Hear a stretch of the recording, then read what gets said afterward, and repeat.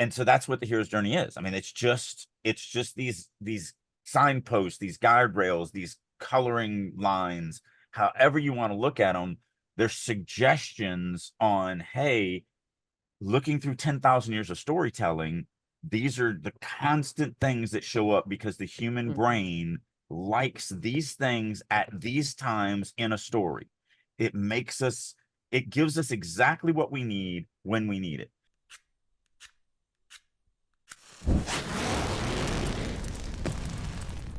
Releasing your inner dragon.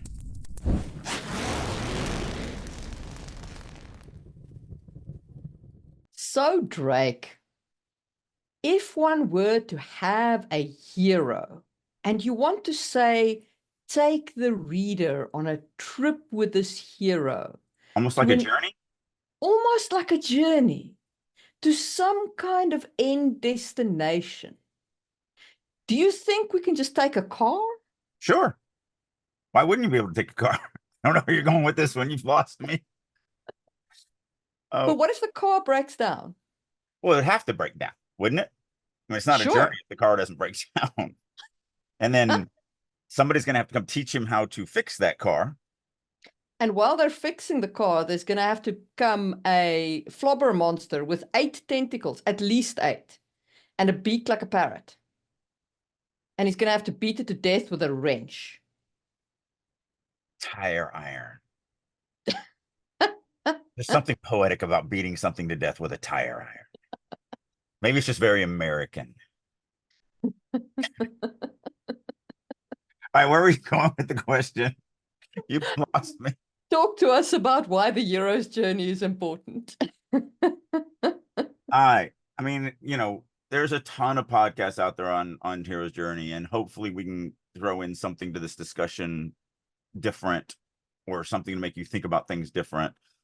85% of all movies are made off the hero's journey, if not more. I mean, 72% of all statistics are made up on the spot. So at least 85% of all movies are set off the hero's journey. The hero's journey has been around since the dawn of time. Joseph Campbell, Professor Joseph Campbell, is the guy who created it or coined it or whatever you want to say. And he did it by just studying stories from thousands of years ago till his time in the 70s, and was like, wow, every one of the ones that are really successful have this here and have that there and have this here and have that there and have this here. So I wonder if that's a pattern. And that's really all the hero's journey is when you get down to the core of it. It's a pattern taken from stories that have been successful enough to survive thousands of years of human evolution and still be impactful on modern audiences.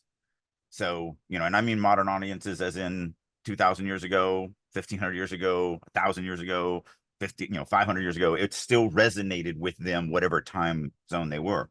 So that's really all the hero's journey is. It's looking at the human psyche, looking at how we as humans relate to stories. Why do they impact us the way they do? And there is, as much as we love to all believe we're unique snowflakes, the reality is we're just a bestial species that is driven by animal instincts, and the hero's journey plays to those instincts. Drake speaks for himself, not for releasing your inner dragon. All views expressed are the views of the expressor and not necessarily of management. No, I mean, it's just, that's really what the hero's journey is. It's just looking at every story. I mean, we have this benefit of hindsight, and we can look at, because I mean, for every Beowulf, there has to be millions of stories that were told that we have never heard of, we'll never heard of. They've disappeared from every aspect of human society. And sure, maybe a few of those were golden, but I bet the vast majority of them were stories that needed to be forgotten. And we're probably a better species for having forgotten them. I wish I could say that about a few of the modern day movies and stories, but that's really it. That's all the hero's journey is. It's not like this. It's not like this shackle. It's not like this, covenant that we have to agree to. It's, look, the human brain, when we're consuming stories, we need to get to know the person, to fall in love with them, to care about them, to want to follow them into whatever trials and tribulations they're doing. So we need an everyman moment. I mean, it's just a title for this moment that we need to connect the character to the reader. You know, we need something to come along after we kind of establish this normal world. We need something to come along and start the story. So we need an inciting insight. That's it. So let's stop there and just talk about the everyman moment. Because man, this is one of the things that I feel is so poorly done in a lot of recent movies and TV series.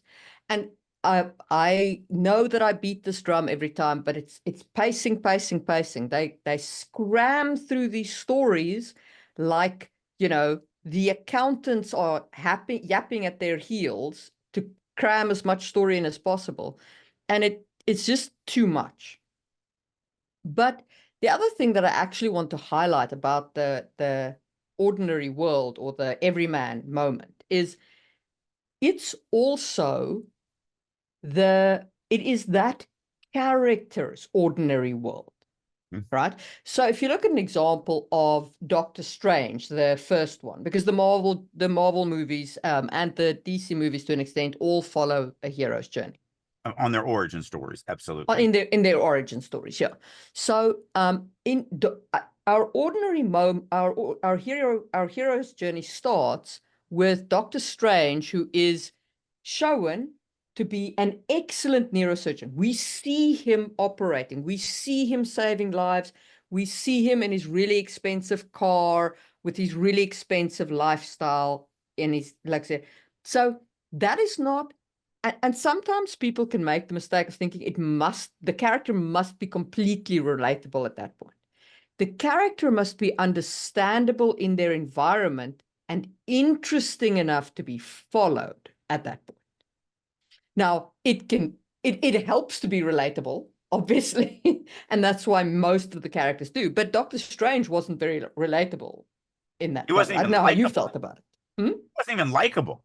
No. An arrogant douchebag. Absolutely. But it was interesting. Well, but it is relatable. Yeah. It isn't relatable doesn't mean I can see myself as that person.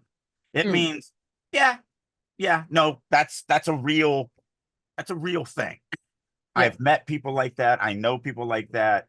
You know, maybe I'm married to people like that or have friends that are like that, whatever. Like, yeah. Or maybe we are that person, you know.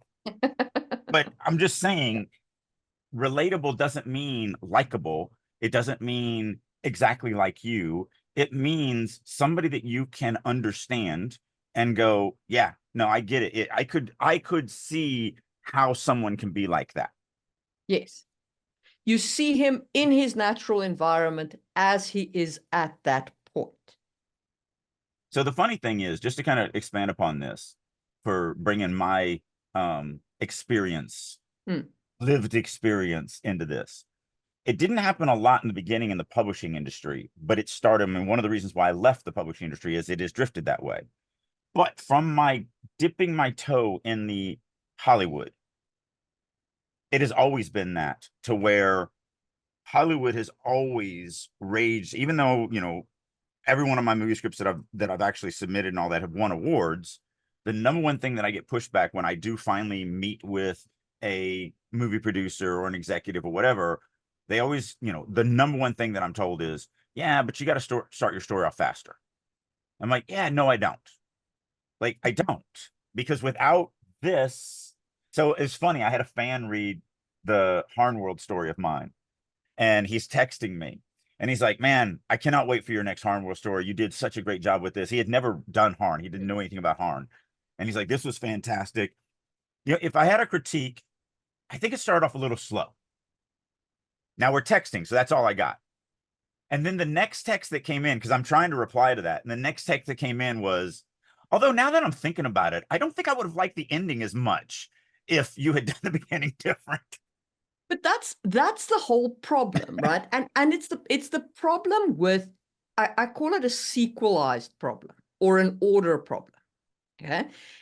It used to be that people would fight to get their movie made.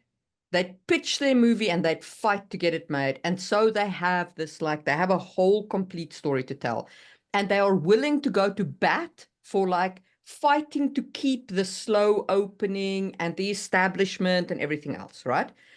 But what's happened now, because of streaming and because of the amount of content required for that grist mill, is instead of having people come to studios and pitching a movie, you have studios going, I want a this and a this and a this and a this, and I put a team together, and none of those people are emotionally invested in the story. So when the studio goes, no, start it faster, they don't have the commitment to bat for it. And I will back that 50% because I think that's half the story. I mean, I do. 100% that is factual, but I also don't think they have the training either, the understanding. They've been told their whole career, start it fast, start it fast, start it fast, start it fast, start it fast, start it fast, start it fast. 100%. I'm not saying that's not the case, but I think it also happens even to, like, experience, or Yeah. I mean, even people these days, like if you think of the Hobbit movie, it had massive problems. And it was done by an experienced storyteller that we all trust. And, you know, The Hobbit was not a movie he wanted to make. Right. The Lord of the Rings was a movie he wanted to make. The Hobbit was the movie the studio ordered and paid him for. Yes. And you can see the difference, you know. Yeah. So I agree with you on the teaching part as well, but it is also like, yeah, that's why I said I agree with you 100%, but I think it's only 50% of the story. Yeah. Because it is also the lack of, and it's not, I mean, that's just the way they were trained. They were trained. And that's why I said from jump, when I got into Hollywood, that was always the pushback. Like, you know, the Fiend Folly television show. Every time I do get to that point where I was talking to a producer on it, they were like, man, but you're starting off really slow. I mean, you spent a lot of time getting to know these characters. Yeah. Like, kind of the point. And they're like, but it's a dick and fart joke show. Just go into the dick and fart jokes. I'm like, they're there too. It's just that we're going to take a little time and we're going to get to know the characters and introduce them. And I'm like, come on, I take 2 episodes. It's not like I'm, you know, taking a 10 episode season and at the end of the 10 episodes, because that's the other thing that sometimes they'll do. They'll go the other route and it'll be a 10 episode season. And really the only thing it is you just learn the characters at the end. And at the end, you get this hook of what the conflict is. And almost every time with those shows, they get canceled. And then you're like, no, I love these characters and this hook is really good. It's like, but the studio's like, yeah, but it took too long. We can't do this. So just to get back to the ordinary world, I really do think the ordinary world is very important, or the everyman moment, whatever you want to call it, like that moment is really critically important to introduce. And I mean, the other movie that we discussed beforehand was Wonder Woman, the first one, where you have a chunk of scenes where Diana lives on this hidden paradise island and she's a little kid, she's a child, and those scenes are important. They carry the reader into Diana's life. Yeah. I mean, and again, and now the publishing industry has gone that way, which is why I've walked away from the publishing industry as well. But I do not understand it. I do not understand how they can't get that. If you don't care about the characters, you're never going to care about the show. The story is irrelevant. I mean, you know, if you hear about somebody dying, if you're just like, oh, somebody in France died today, you're like, that's sad, I guess. I mean, lots of people die in France today. Lots of people die everywhere. Yeah. But when you learn that somebody in France was doing this heroic thing and saving all these people and it ended up costing their lives, like, you got to know the person a little bit, and you got to know what they were doing and how they were contributing to humanity, and you're like, oh, that's and you learn that they're 12 years old, and you know all this other stuff, and you're like, that's really impactful. That is really deeply sad. Can I give some money to the is there a GoFundMe for the family? Is there, you know what I mean? That's the Yeah. difference. That is literally the difference. You know, in one, you're like, okay, someone died. So versus, oh my goodness, this story is impactful to me. You know, it's made me care about this person that I'll never meet, that is in a country that I'm not in, that's literally, who cares? And that is what I don't get. I don't get why these people with the money purses do not understand that if you cannot connect to the story, it doesn't matter what happens in the story. It doesn't matter because you don't, it's just some random person dying or sacrificing or going through a hard time, or like, okay, that's sad. No one wants to see anyone else, you know, suffer. That great scene from the Loki TV series comes to mind. Oh, that's sad. Anyway. Yeah. Anyway, um, it's just, No, absolutely. So yeah, I think the ordinary world really is a good establishing shot to do. What is our next step on this hero's journey? well, once you've established, hey, you're just, you know, you can relate to this person, you empathize with them, you care about them, and you care about what they care about, then we have to have something come along and start to take them down a different path. We have to have the inciting incident, something that either can completely shatter their world or can just take them into a, you know, a direction that is different than what they thought they were going to do. So in Right. Wonder Woman, it's just been so long since I watched Wonder Woman. Our In producer, Wonder Woman, it's probably the arrival of Steve Trevor. right, that's what I was going to say. Yeah. But I was going to say, our producer Monique has forbade us from speaking about certain movies that we tend to talk about all the time. So before the show, we're like, what have we seen recently that we can use? Um, so yeah, I That was thinking actually it was the follows the plane. hero's journey because we came up with it, but we were like, yeah, but those don't follow the hero's journey. Having said 85% of movies follow the hero's Right. journey. Um, or just were bad examples that we didn't want to use, or things that we didn't remember every detail of, or whatever. But no, I think it was the plane crash. That's what I was going to Yeah. say. I think that's the inciting incident. Remember this in the next thing after that, just to jump ahead, is the point of no return. Yeah, well, Sometimes those are yeah. the same. But it can also be meeting the mentor. Oh yeah, Um, that can happen and anywhere. and refusal of the call should ideally, if you're gonna follow the hero's journey in full, right? So if you think about Doctor Strange, we establish him, then he's in that car crash. That car crash is the call to adventure. It's the inciting incident. Yeah, it's the inciting incident. So his hands are crashed, and he can't do his thing anymore. He can't. His hands shake. He can't do the job that he was really good at. His life has And been irrevocably changed. yeah, and he now lashes around looking for a new thing to do. And he encounters this guy. Remember the guy who can walk despite being lame. And that is the initial call. Like that is the, hey, look here. Look at this thing. This can take you places. But he says no, right? He tries other things. He Well, tries medical solutions. it's not, that's voodoo magic. That's, you're Exactly. lying. Like Exactly. that's dumb. Yeah. Like there is no such thing. I'm a scientist. I'm a doctor. This voodoo horse crap doesn't exist. So of course I'm going to refuse the call on that. Because why wouldn't Exactly. I? I mean, I'd be insane to say, oh, magic? Oh, sure. Yeah. It must be magic. Let's use magic. Like, first of all, not only is the refusal of the call important for the story from just it's an element of it, but it's a believability point.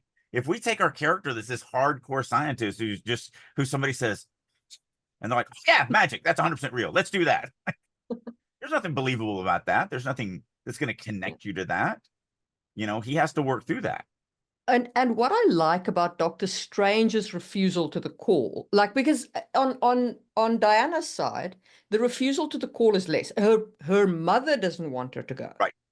But Diana herself is key. So the refusal is slightly differently structured there. But in Doctor Strange, it's very much him refusing. And there's a whole, he goes through a whole mini cycle where he goes down to his very lowest point. He's basically lost everything. He's lost all his friends. He looks like a homeless bum. You know, He looks like it's I did last week in our podcast. yeah. And he's absolutely, he's shattered Yeah, before he in desperation accepts the call to adventure, which I think is a very good illustration of that refusal and its kind of consequences. 100%.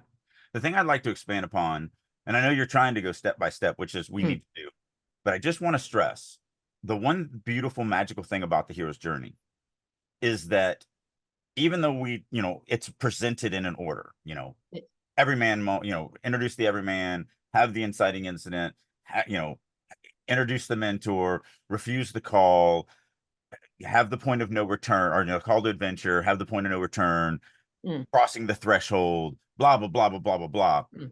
The magical thing about the hero's journey is you can create scenes that do two things at once or three things at once. I know we're not supposed to talk about it, but I'm going to anyway. In Yeah. Finding Nemo, the kidnapping of the child is the inciting incident and the point of no return and the call to adventure. Like it literally is, it triple dips into so much, which is Mm, fine. You can also do things out of order. You know, the everyman moment. I mean, this is just the mm. most extreme example of this, so I have to use this example. The everyman moment in the Shawshank Redemption comes in the third act. Mm. Like nowhere, I've never seen a story that could pull that off. But you don't actually relate to Andy Dufresne as an innocent human being until that third act. You know he's a murderer. Like, so that's just breathtaking. And then the other thing about him is you can skip the steps, you can Hmm. do steps more than once. Like Yeah. that's the magical thing about it. So even like when we're going through these examples, you start to see that, like, well, wait a minute, that doesn't exactly follow no, it doesn't, because there isn't an exact. I mean, Star Wars, Star Wars: A New Hope follows it literally, like, which is why we use that for teaching. Yeah. But the reality is, as we've already talked about with some of these, and it doesn't even have to be the POV character. So in Wonder Woman, as you said, her mother is the Mm. refuser of the call. She never refused. She's like, I've got to go. I want to go. I want to go. And it's the same thing. And again, I know we're not going to lean on it, but in Star Wars: A New Hope, the refusal of the return, which is the refusal of the call in the third act, Mm. Han Solo refuses the return, not Luke. Luke Yeah. doesn't say, It, so that's the thing. It doesn't yeah. matter where it comes from, and it doesn't even matter the order. It just what is going to work Yeah. and what is going to resonate with audiences. Yeah. The refusal is basically, it doesn't have to be the character refusing. It can be the character being prevented with some kind of obstacle from joining the call to adventure. Okay. Well, one more thing. Yeah. It can even go deeper than that. So we have a great example of the character refusing the call. Um, did we use one of them? I Yeah. mean, Doctor Strange oh, was the Doctor Strange, refusal, right. I thought we did. and Diana's So the, yeah. Doctor Strange is a great example of the character doing the refusal of the call. One of them was a great example of another character doing the refusal of the call. In Lord of the Rings, when Gandalf shows up and says, Frodo, you still got that ring. Great. There's these monsters going to be here in 3 seconds to kill you. So you need to run. There's no, he can't refuse. He can't. Like, he's just dead if he does. Yeah. And they didn't do it as well in the book. Tolkien didn't do it as well as what Peter Jackson did in the movie. But in the movie, there's this breathtaking refusal of the call scene that isn't a refusal of the call scene, but it is. It does what it needs to do. And that's when, so they rush out of Bag's End, and Gandalf keeps going, and then he notices that Frodo isn't next to him. And he turns Yeah. around, and Frodo has stopped, and he's looking back at the house. And Yeah. Gandalf comes back, and he's like, what are you doing, dude? We got to go. And he goes, and Frodo's answer is, I'm probably never going to see Bag's End again, am I? And Gandalf was like, yeah, you're probably going to die. Now let's go. But that's enough to let because what is the refusal of the call for? It's to, all of these things are to make it believable. Diane's mother doesn't want her to go. That makes it believable. what is Doctor Strange trying to think of his He, name? oh, Dr. Stephen Strange. Stephen. So Stephen is a doctor. Of course, he's not going to go with magic. So that's believable. But even just that moment of Frodo going, I'm a tiny little hobbit that has no combat training whatsoever, and you're wanting me to go out in the big world and fight dragons. I'm probably gonna die, aren't I? Like, just want to put that out there up front that I kind of get it. And then that's Yeah. that believable thing where the audience is like, yeah, you probably are gonna die, aren't you, you little guy? So just that's the big point of the refusal of the call. The refusal is, I think, also a moment of vulnerability for the character. And if you can make your character vulnerable, audiences relate more. They attach more to a character that they can see the vulnerabilities and the weaknesses. And that refusal of the call is a very vulnerable moment in the character. Okay, so now you have to meet a mentor, or you should meet a mentor on this journey. Yeah, so there's a couple of mentors actually in Strange. The first mentor he meets is that dude with a broken back, who says to him, "Go here," and that's kind of the first glimmer of hope. And I wouldn't call it I really see that more as the call to adventure. Okay, fair. I mean, there's an argument. I'm Yeah, not saying no. There's an argument yeah, for it being a type of mentor. yeah. Um, Maybe a signpost is a better. Like yeah, maybe there was a signpost yeah, character. yeah. And then he goes and he meets the actual mentor in Tibet, where he, in the house where he sleeps on their door until he meets the mentor. But that meeting of the mentor doesn't mean that is the moment when, like, the mentor necessarily accepts them, or this person actually is in the new world, right? No, And you he's can, on the doorstep, but he keeps getting thrown out. yes, He doesn't get exactly. he doesn't do like the line The Witch and Wardrobe where they actually just walk through the door and they're in Narnia. He Yeah, walks into the door and the door goes, piss off. yeah. Not interested in you, man. And that is kind of also an important part of the hero's journey, which is crossing the threshold. Mhm. Now, crossing the threshold is the point of no return. It's where you go, like, you are actually now in the adventure. Um, and that is when, for example, Diana leaves Themyscira with Steve defying her mother's wishes, and going beyond the barrier to go confront the god of war wielding the um, sword of awesomeness. Who's corrupting humanity?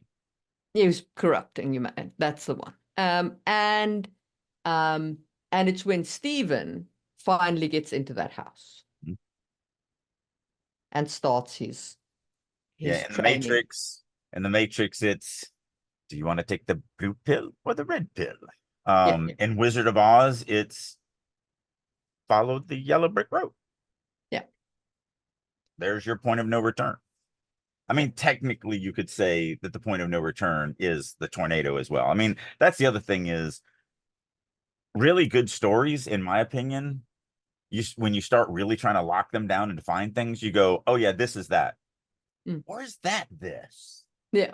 or is it, or could that I thought was this aspect, this actually this other aspect. I mean, I think that's really good storytelling when all the elements of the hero's journey are there, but you can't quite put them into a box. Yes. Like they're kind of in the box, but they're hanging out a little bit too. And Yeah. so because creative is the first word of creative writing. And I think when you do it to where it's it's mostly this, but it's also a little bit of that. The hero's journey is like guardrails, maybe. As a great That example. they help guide you But that doesn't mean that you have to like cling to them. Or instead of guardrails, because that kind of still denotes force, they're more like the lines of a coloring page. Because you can take Yeah. your color just right on the other side and, color outside the lines. And you might come up with something very beautiful by Yeah. not following exactly the lines. And so, because guardrails works, it's just that that's also a barrier. I mean, there's some physicality to the guardrails, whereas if you just kind of imagine it's just, well, I mean, it's just a coloring book, and you can follow the lines, or you could fudge a little bit. Yeah. Sometimes, those people that take coloring to the next level and they do the feathering and the blending of the two colors together. Normally you do one color on one side of the line and one on the other side, but these guys that are really good, they'll feather the colors between the two, and you're like, oh, this side's red and that side's blue, but it kind of mixes in the middle and looks really cool. Like, and that's what we're talking about here. That's what the hero's journey is. It's you can take it to that next level just using creativity. Then we come to, I guess, the biggest chunk and the least well-defined part of the hero's journey, which is the trial of troubles. The Which road of is, trials. so this is where your character goes through troubles, they face challenges, they meet allies, they make friends, they make a few enemies maybe, etc. So Diana in this meets those, Steve's friends, and they form a little adventuring band to head off into the First World War trenches. Doctor Strange goes through his training, and he meets Wong and the couple. I can't remember everybody's names. Right. Well, Um, he yeah, gains the cloak. he gains the. He Isn't meets the that no, bad no, no? That's guy. after she dies, and the mentor's death is a thing by itself.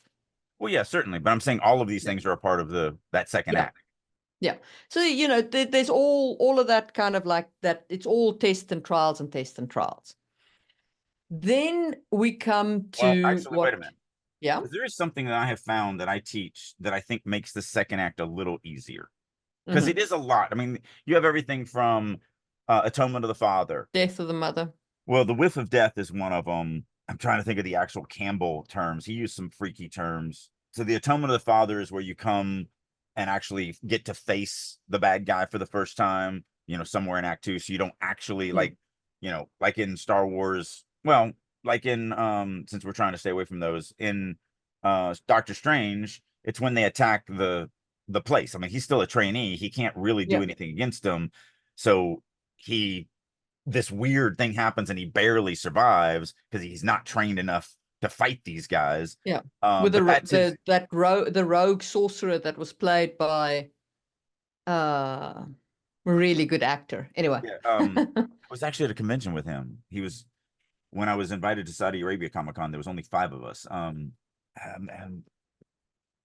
Oh, he was Sherlock Holmes too, wasn't he? hold on. Oh no, no, that's Doctor Strange. Never mind. It's Mads Mikkelsen. Mickelson. Thank you. Yeah, and him were we were two of the five guests that were invited to the Saudi Arabia Comic Con. Mm, Um, so yeah, but that's the Atonement of the Father. mm, Whatever the mother one is, I'm not pulling up for whatever, but there's all sorts of different things you can do in the act two, and you can do them in any order, and you can do them multiple times, and all this stuff. But here's the thing that I think really helps to understand act two, because like when I'm plotting, and for those that have heard us plot, we plot act one part one and act one, or I'm sorry, act two part one and act two part two. And the mm, big difference between them is, or the easiest way to think about it is, in act one, in part one of act two, the character's completely reactionary. They're just reacting to everything that's being thrown at them. They're not in control of, they're not actively like mm, pursuing, they're just literally hanging on by the seat of their pants, by their fingernails from falling off the cliff, whatever you want, whatever metaphor you want to use. And then when you pass that mid-act two climax, the big change is the character now starts becoming active. They start actively working towards something. And so like we look at the Matrix all the way up till Morpheus is captured, really the mid-act 2 climax in the Matrix is the Oracle. So when they go see the Oracle, that's where everything changes. So Yeah. before that, he's just like, what am I doing? And oh, am I jumping over buildings? And oh, am I fighting, in kung fu? And oh, what's this woman in the red? And oh, food and weird slop. And why does everything taste like chicken? And like we have all this weird stuff going on, but he's completely reactive. And then we got to go see the Oracle. He goes to see the Oracle. That's your mid-act 2 climax. And then what happens after that? The entire story changes. It's like, wait, no, I need to fight. I need to do so. I'm going to fight, Mr. Smith here in the alley. Like, what are you doing? No, run. You got to run. And then when he gets out of there, he's like, I'm going back. I'm doing this. And so that's the thing that I think it'll help people wrap their minds around the giant act 2. Yeah. First half of it is reactive, and the second half of it is active. If you can kind of think in those terms, that will help you understand. Just because they're active doesn't mean they know what they're doing. So they're still learning, but there is a difference between the first half of Act 2 just being blindsided by everything versus, okay, something has happened in this mid-Act 2 climax, and now and it's the same thing in Wonder Woman. The mid-Act 2 climax is the trench scene. Yeah. Before the trench scene, Diana is still reactive. Everything's just hitting her, and she's just kind of doing whatever, and she's just, she's kind of knows that she wants to fix the world, but she doesn't really understand anything enough. And the plane and going with this dude, and he's taking her on this boat, and like all this stuff is more happenstance than anything. But then the trench happens, and it's like, no, I'm doing something. And she does that, and then everything else from that point on, it's like, no, we're doing something. We're going to be active in this. And so everything changes after that moment, just like it does in the Matrix. It's been so long since I've done Doctor Strange. I can't think of what the mid-act 2 climax is on that and where that changes. I know it does, it's just that it's been too long. I think that it's the attack isn't it the attack in New York? I don't The know. attack in New York? I've only seen the movie once, and I only saw it when it came out. Yeah. So what was that, 2016? I've had cancer since then. I've seen it twice, but I can't remember exactly where the mid-act 2 climax lies. I can remember the beginning and the end of the movie very well. The middle is kind of a training montage and meeting Mads Mikkelsen. Right. Yeah. Dormammu, I have come to bargain, will stick with me for the rest of my life. Yeah. Yeah, that is really good.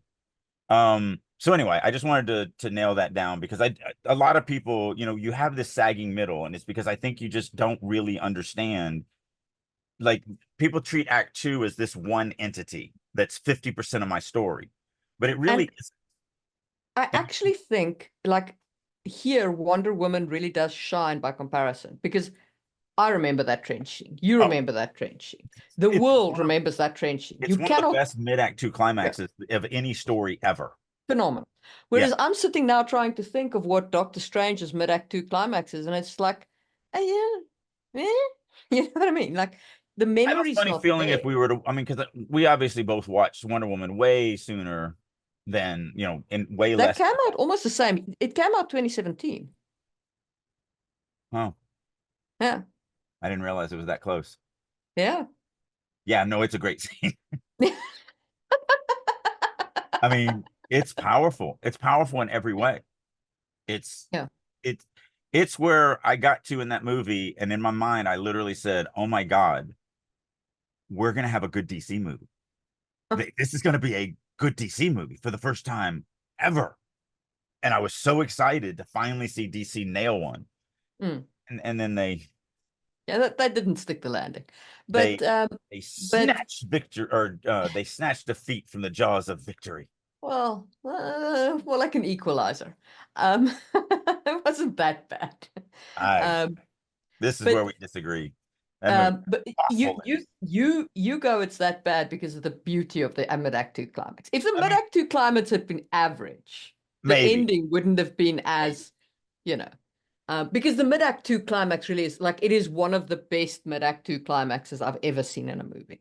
Yeah. It is I mean, truly memorable. it's definitely better than roofing a dude for a week.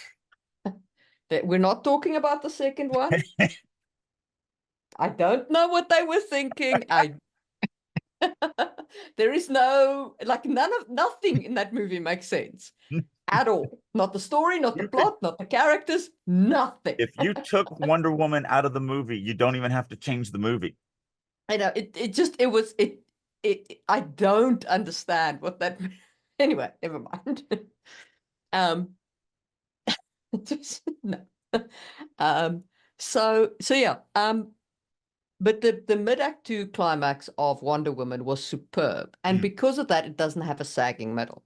And when I'm thinking now of Doctor Strange's mid-act 2 climax, it escapes me because most people don't do a mid-act climax that is that strong, because this is the one risk you have, is if you then have an average ending, it feels like way less.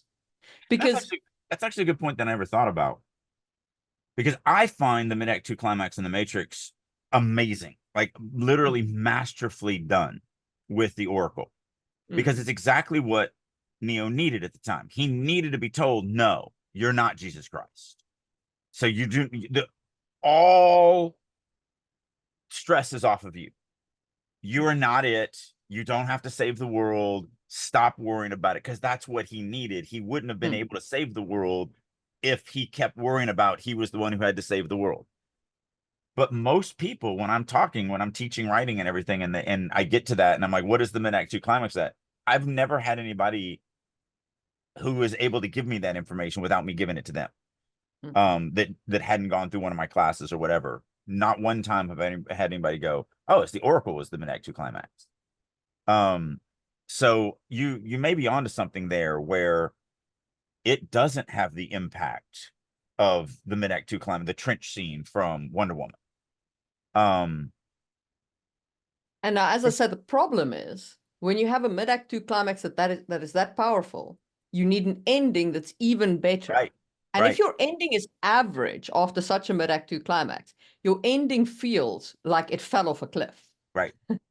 And that's kind of the yeah. So you might be onto something there. That's interesting, because from a because the ending of it's not any worse than any other it's not even worse than a Marvel superhero movie where there's just like a big flashy fight. I mean, maybe I really hate the ending of that movie. I really hate the end of that movie, so I'm gonna have to really try to I know, get but it's not actually any worse than, say, Iron Man's ending. It's a big flashy fight. You know, it's a big flashy fight in Captain America. I will push back on that, because in all of those, the flashy fight is them actually overcoming the conflict of the story that the character was dealing with. The God fight at the end of Wonder Woman has nothing to do with what her story was.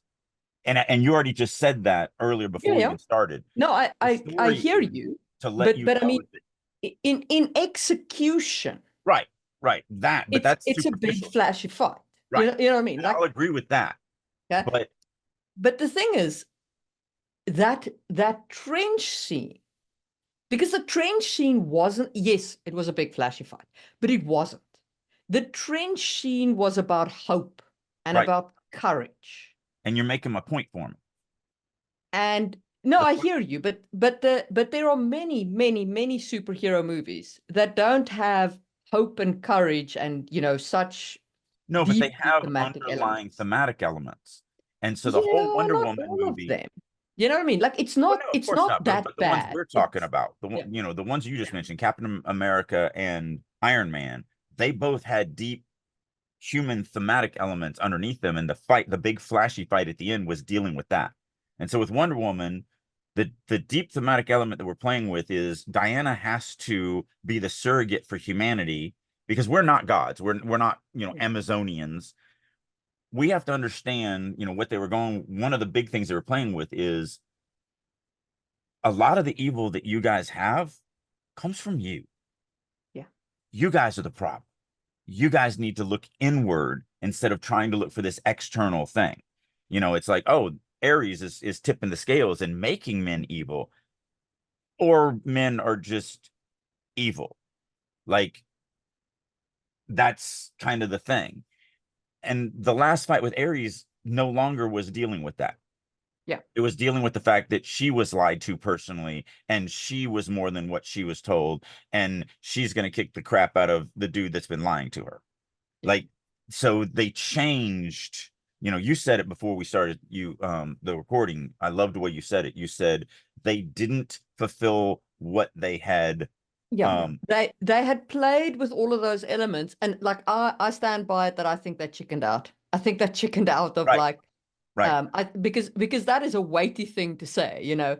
There is right. no, like, evil comes from men's hearts, not from, you know, Some or weird people's guy. hearts. Let's be gender inclusive. Women can be evil too.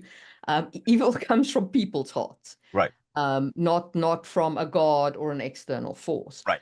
It is a powerful thing to say, but you know, it is also like I mean, it is a statement. And I think they backed away from it at the last second. Yeah. And that could be. So one of the peanut gatherer has asked, can you give an example of an ending that would have worked for Wonder Woman? And I'm not going to give just a flat out example. I'm not going to rewrite their movie, but basically it's exactly what me and Marie are saying. We're playing with the thematic element that you're blaming superficial stuff for your own failure. What she should have done is she should have realized that killing Ares, fighting Ares, finding a single point of conflict to solve all of man's ills, and again, I'm using man genderlessly, humanities I'll use, um, ain't gonna fix the problem. Yeah. That humanity has to look at itself as a species and fix the problem with humanity. And since they didn't come up with an ending that allowed Diana to fail, because that's really what needed to happen with there, because you can't, she's like, there's a single point of conflict, we can fix it if we just do this thing. You know, we can cure the cancer in the heart by just chopping off the hand. Just chop off the hand and that'll cure the cancer in the heart. You know, no, it won't. You have to do something bigger than that. And so I think what they needed to do with that movie, and that would have been a hard thing. And that's why I said I'm not going to just come up with it, because I would have to sit down and really, really put some brain power to it. I think that they were on the right track with Steve's sacrifice to take those weapons down, Steve did, right? right? He sacrificed because Yeah. that he was the representation of the good in humanity. Yes. And I so think I think that if instead of the fight being about the fact that she'd been lied to and her kicking Ares' ass and so on, maybe if like her fight had been against literally wicked men, like evil men I actually I do have one. who you know were trying to get the bombs off. Steve goes to sacrifice himself and she is fighting like a whole army of villainous people to give him the time to take off. I think another solution for that might have worked. And again, we're just spitballing here. But if she, because technically Steve ended up being the overcome of that side of it, the humanity side of it. What's going to overcome humanity is humanity. So Yeah. Steve being a representation of what's good, he sacrificed himself to save others. Maybe to keep the story in, and again, just spitballing, to keep it into Diana's perspective, Diana, you know, somehow beats off, or shouldn't say it like that, somehow puts down the god of war, or redirects him somehow or whatever. And then she goes to Steve and she takes him out of that plane at the last moment, says, no, I'm here to save the good of humanity. And yes, you should sacrifice yourself for this, but humanity needs you. Humanity needs the good in humanity, and I can't let the good in humanity die fighting the bad in humanity. So I'm going to save you because you're the manifestation of what is good in humanity. So what Diana would then be doing is saving the manifestation of what's good in humanity. And so still the bombs would go off. Steve would have still done his job, but then that would keep her in the story of, no, what's important is not fighting Ares. What's important is encouraging and saving the good that is in man, which is represented by Steve. So let me save him so that the world still has a Steve. And as a side effect, I don't have to roofie someone in the next movie. So I think that would address a lot of the problems, because the problem is that her defeating Ares just didn't feel like it didn't feel like anything. Yeah. Especially not against the scale of the First World War. Mm-hmm. I mean, one man defeated. Yeah. We're talking about one of the biggest, most devastating wars in human history. Yeah. Like, yeah. And again, the thematic elements that we were playing with in that movie is all about the evil in man's heart, humanity's heart. I'm saying man is in humanity. No, I know. But, and then you end it without really closing that. And I can see an argument for saying, no, they did close it because Steve sacrificed himself. But that's a different character solving Diana's problems. Yeah. And so that's why it failed.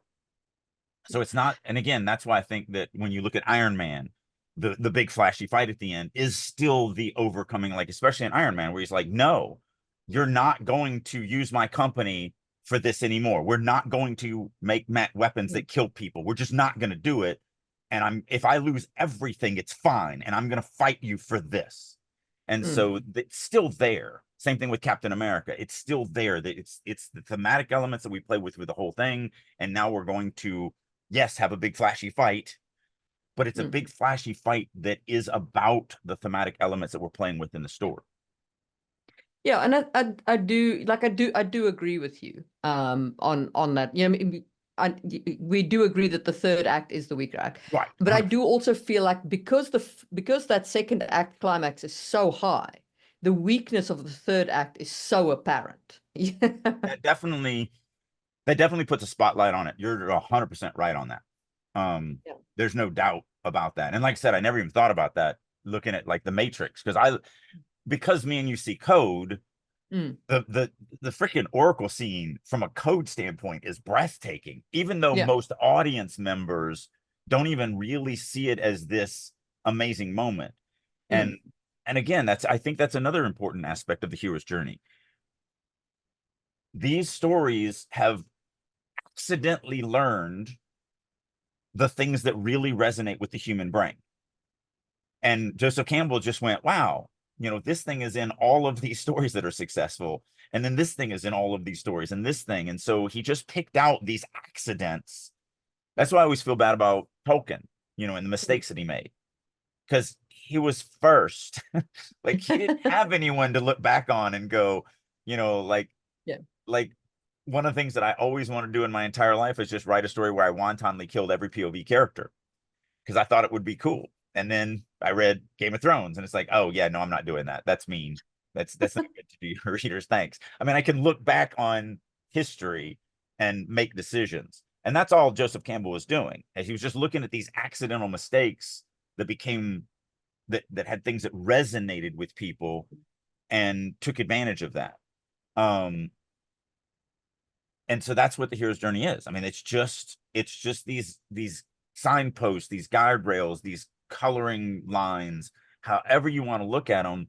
They're suggestions on, hey, looking through 10,000 years of storytelling, these are the constant things that show up because the human brain likes these things at these times in a story. It gives us exactly what we need when we need it. I've told this story before. One time, this was 10, 12, 15 years ago, but I actually took Pulp Fiction and I put it into a video editor and I chopped up every scene and I rearranged it to where it was in chronological order. so that the first thing that happened first, and then so on and so forth. It made no sense. It sucked. It was a terrible story. And yet, when you watch the movie, the events are not in order. Like the first scene you see is the end of the movie. And it's not like a 12 hours earlier. No. It isn't that. It literally is just the end of the movie. They don't 12 hours earlier, or it's just there you go.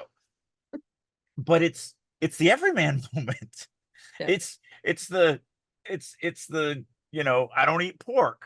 Like pork is a filthy animal. It literally is everything you need to know to start learning these characters. It's a I love you, honey bunny. And all of that. It's everything you needed to know to start to do this journey. And so when you put it in chronological order, you take the invisible layer, which is the only layer that's important, and you jumble it up. And therefore, and that's just when I started realizing that the physical layer doesn't matter, that only the invisible layer matters. And that's what the hero's journey sits in. It sits in the invisible layer. And so it's just why it works. It's why everything I write is on the hero's journey.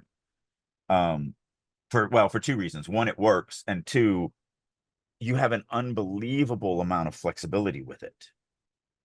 And so you really can never tell the same story twice if you use the exact same hero's journey structure, because you're going to adjust it and change it and combine things and not use things in certain stories, or use things twice in certain stories, or whatever. And so, yeah, it is modern storytelling. So this is getting quite long in the tooth. Do you want to do Act 3 as a second episode? Will there be enough to do in Act 3? And didn't we kind of already hit a lot of Act 3? Well, let's just run through it. Okay, cool. We're at All an right. hour now, so if we go an hour and 15 minutes, I don't think it's that big of a deal. Okay, so basically your Act 3 is all the building up to your climax. And it goes through in Doctor Strange's case, since we've discussed Wonder Woman quite extensively. In Doctor Strange's case, he realizes that he has to go to New York. He has to confront the Mad Mickles wizard, and he's got to stop him bringing Dormammu into the world. Mamu. Then the first climax, the resurrection climax, which is technically what it's called in Hero's Journey, is the battle against the battle against the wizard, which he wins, but Dormammu is brought partially in, right? And then the resurrection is when he realizes what he needs to do against Dormammu. And he literally resurrects, which is funny because it's like, Dormammu, I have come to bargain. Dormammu, I have come to bargain. Yeah. And he just keeps getting killed over and over and over and over again. Yeah, it was a great plot device. It was a fantastic plot device. It's interesting. I've seen it in some cases in like software development places where they put that up as like a motivational poster of like, every time your code fails, Dormammu, I have come to bargain. Yeah. And basically, his continual sacrifice around this thing that he does shows how much he's changed. It cements Strange's journey. It puts a kind of capstone on the whole process, from the selfish jerk that he was at the beginning of the movie to being the master of, like, whatever his title Someone is there. who's literally willing to sit there and Yeah. every minute for the rest of time be killed. Yeah. To save others. Yeah. He's literally willing to just stop time and repeat the same moment over and over and over again until the end of time, as he's brutally murdered over and over and over again. Like, you can't get further away from this, from where he was at the start. at the beginning of the movie. Yeah. Yeah. And so that's the full transformation. And that's, again, because we're playing with those. And that is the difference between DC and Marvel. The reason why Marvel movies normally resonate deeper with audiences is because they are about the thematic elements behind the stories. And DC is about the powers. It's about the physical layer. It's about the stuff that they can do.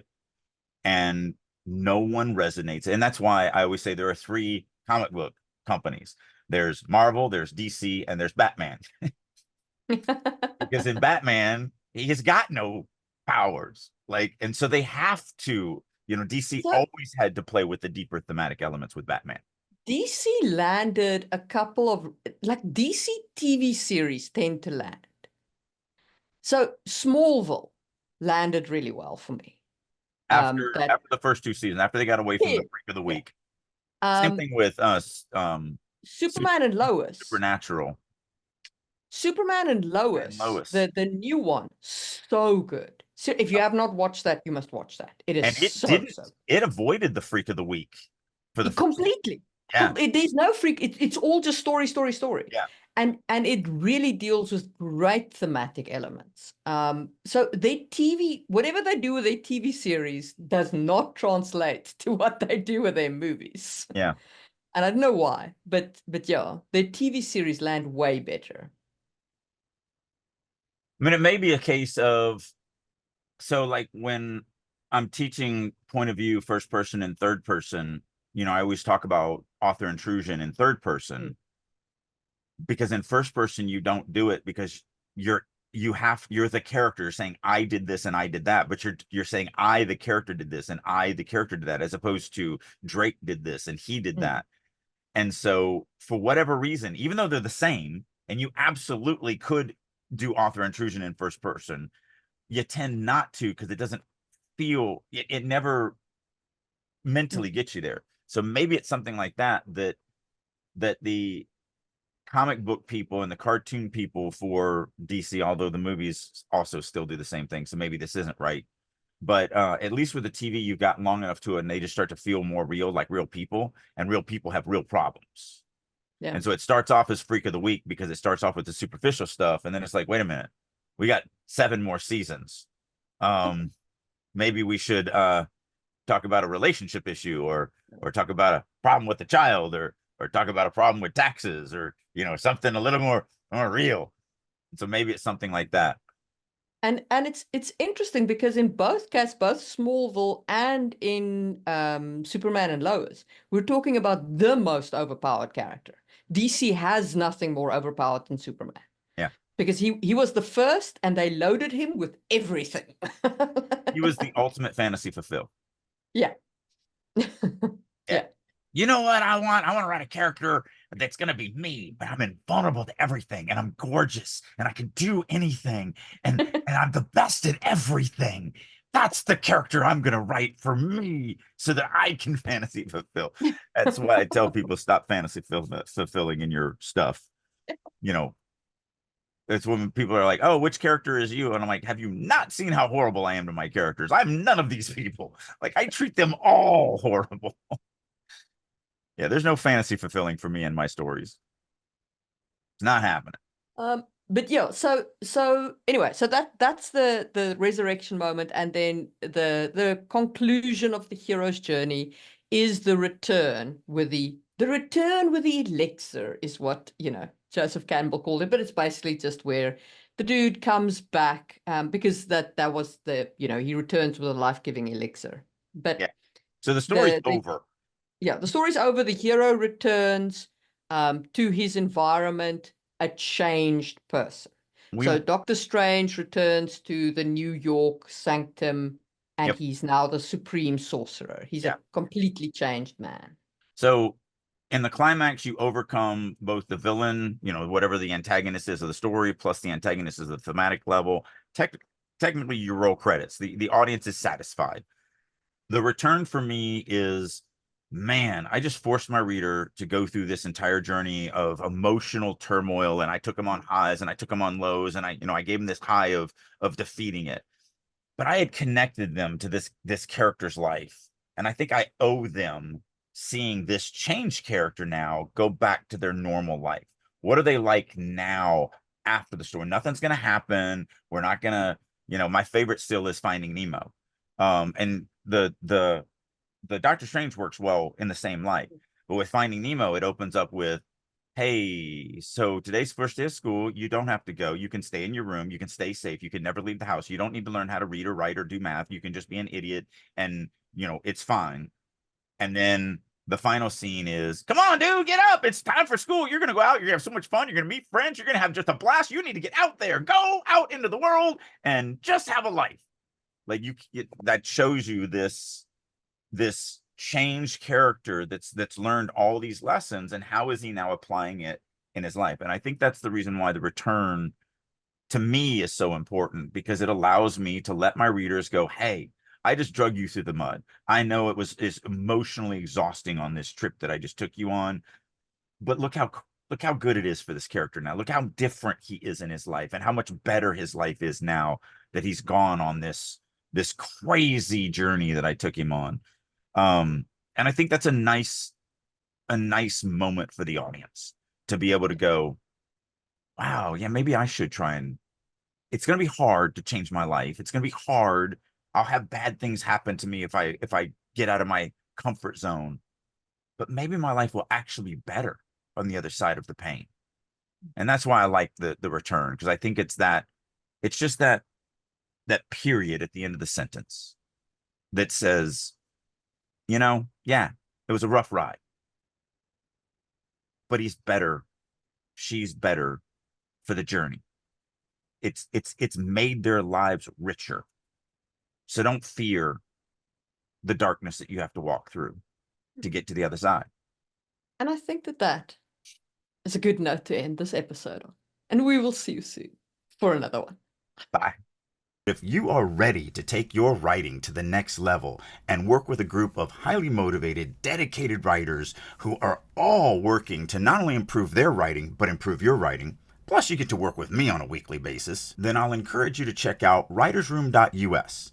This is a website that I have created that I really wish I had 30 years ago. It's everything a writer needs to become a better writer. Not only do we do weekly critique sessions, both from other members as well as me, we have daily writing sessions, I do monthly classes, Q&As, we have activities, I do all sorts of learning exercises, such as I do a quarterly writing prompt contest, and just tons and tons and tons of things. So if you're ready to get serious about your writing and you want to actually finish that novel and have a chance of it being published, then I encourage you to head on over to the Writer's Room and join me there. And as a special promotion for listeners of Releasing Your Inner Dragon, I'll go one step more. If you would like to get 50% off for 3 months, reach out to me. There's a million ways you can do that. You can do it through starvingwriterstudio.com, drakeu.com, any of my social medias such as LinkedIn, Instagram, Facebook, X, whatever. Reach out to me, say that you would like to check out the Writer's Room for 50% off, and I will send you a link that will allow you to do just that. So hopefully you're ready to start getting serious about writing, and I'll see you in the Writer's Room. Thank you for tuning in. This is Marie Mullaney, your co-host on this literary adventure. Our goal is to provide you with valuable insights and discussions on writing. If you believe in our mission, please like and subscribe our podcast. Sharing our episodes with your community not only helps us grow, but also contributes to a richer, more diverse conversation about storytelling. We appreciate your support. For a deeper understanding of the topics we've discussed, head over to Just in Time Worlds on YouTube. It is a treasure trove where fantasy meets history and science. Every Tuesday, you'll find new videos that delve into the intricacies of world building, drawing from our rich real-world history. Whether you're a writer, a role player, or just a fantasy enthusiast, Just in Time Worlds offers unique insights that will enrich your perspective. Check it out and join the journey of crafting incredible worlds.